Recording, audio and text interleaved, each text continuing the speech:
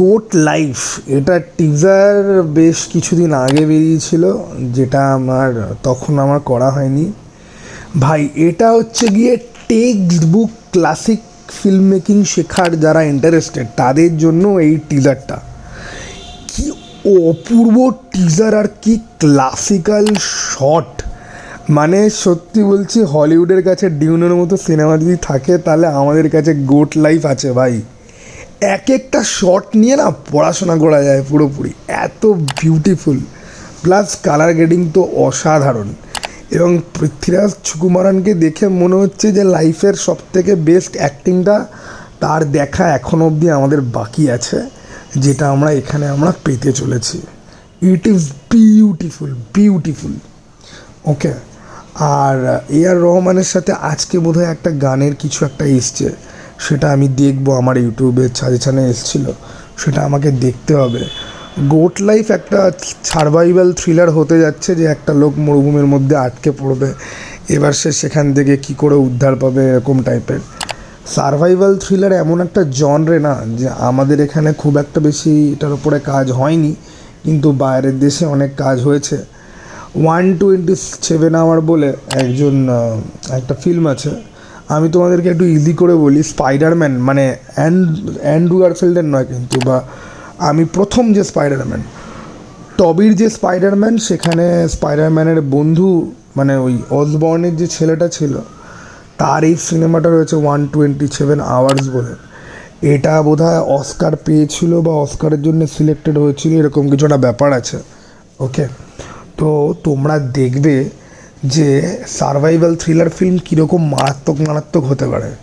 ওকে, তো তোমাদের গোট লাইফের ট্রেলারটা বা টিজারটা কেমন লেগেছে তোমরা কমেন্ট বক্সে বলো।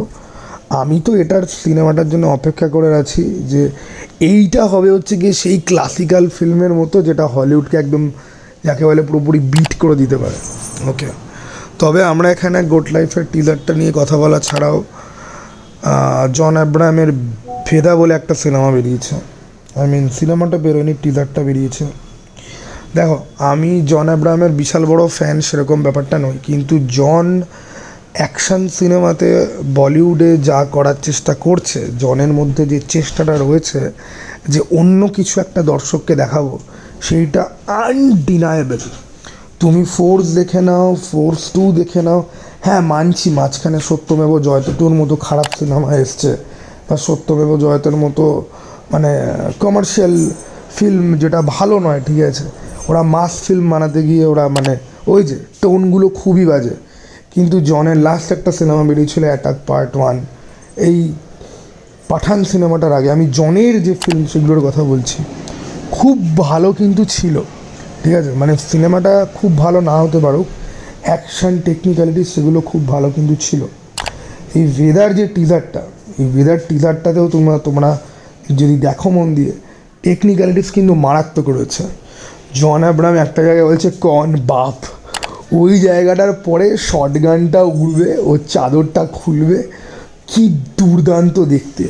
দেন ঘরের মধ্যে মারামারি হচ্ছে, একটা ঘর থেকে ভেঙে আরেকটা ঘরের মধ্যে গিয়ে পড়ছে, এই সমস্ত জায়গাতে ক্যামেরার মুভমেন্ট। আর একটা জায়গা রয়েছে, ও একজন মহিলার সঙ্গে দৌড়াচ্ছে টেম্পেলের মধ্যে দিয়ে, ওইখানে মানে একদম aerial drone shot, that looks epic. তো এই সিনেমাটা টিজারের মধ্যে না গল্পের অনেকটা হিন্ট দিয়ে দিয়েছে। এটা কাইন্ড অফ আমাদের এই যে শয়তান সিনেমার আর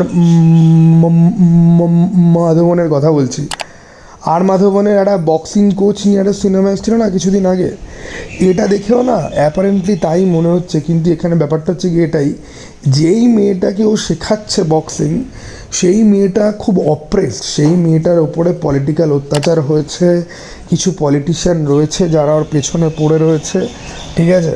তো এবার ওই মেয়েটাকে ট্রেনিং শুধুমাত্র দেবে তাই নয়, ওই মেয়েটার কিছু বোধহয় প্রতিশোধ নেওয়ার বোধহয় আছে গল্প, তো ওই মেয়েটার সঙ্গে সঙ্গে থাকবে, ঠিক আছে, অ্যাজ এ পার্টনার কাজ করবে। ওকে, তো আমি এই সিনেমাটার মধ্যে কিছু ইন্টেন্স ড্রামা আর ভায়োলেন্ট কিছু অ্যাকশান দেখার জন্য আমি ওয়েট করছি। Teaser looks great. টিজারটা না অ্যাকচুয়ালি টিজারের মতো ফিলই হয় না, টিজারটা এত ভালো কাট হয়েছে, টিজারটা অনেকটা ট্রেলারের মতো ফিল হয়। ঠিক আছে, মানে 1.5 মিনিট লেংথের মধ্যে আজকাল তো সবাই টিজারও 2-2.5 মিনিটের করে ফেলে, ঠিক আছে, মানে টিজার কথাটার ভ্যালুই বুঝতে পারে না। সেখানে এখানে মানে টিজার কথাটার একদম যাকে বলে পুরো সঠিক দাম, ঠিক আছে। 1.5 মিনিট ট্রেলার হওয়া উচিত 2.5 মিনিটের মধ্যে, টিজার হওয়া উচিত 1.5 মিনিটের মধ্যে। 1 মিনিট হচ্ছে কি একটা সিনেমার টিজার হিসেবে 1 মিনিট হচ্ছে কি এনাফ, মোর দ্যান এনাফ। ওকে, তো তোমরা বলো যে বেদার টিজারটা তোমাদের লাগলো কেমন? আমার দারুণ লেগেছে ভাই। সিনেমাটা যে হিট করবে, জন অ্যাব্রাহামকে নিয়ে আজকে তুমি একটা ধুম সিরিজ বানাও, বা জন অ্যাব্রাহামকে দিয়ে আবার তুমি স্পাই ইউনিভার্সে আর একটা কোনো ক্যারেক্টারে ওকে ফিরিয়ে নিয়ে আসো, বা ওকে দিয়ে কিছু করাও। জন অ্যাব্রাহাম অন্য হিরোর এগেনস্টে ভিলেনে কাজ করছে, এটা দেখতে মানুষের যত না বেশি ইন্টারেস্টেড। জন অ্যাব্রাহাম হিরো, সেই সিনেমা দেখতে মানুষ অনেক কম ইন্টারেস্টেড। মানে অ্যাটাক পার্ট 1 আমি দেখেছিলাম, সমস্ত ইউটিউবার, হিন্দি বেল্টেরও সমস্ত ইউটিউবার কত প্রশংসা করেছিল, তাও সিনেমাটা ফ্লপ হয়েছে।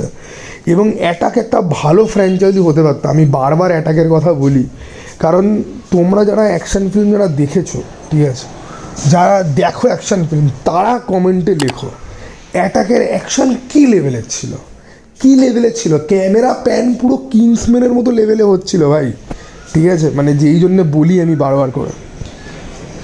তো যাই হোক, এই ভেদা আর গোট লাইফ এই দুটো নিয়ে আমি এটার মধ্যে কথা বললাম। তোমাদের দুজনের কার কী মনে হয়, ঠিক আছে, তোমাদের দুজনের কি বলছি, তোমাদের কার কী মনে হয় জানাতে পারো। চলো টাটা, বাই।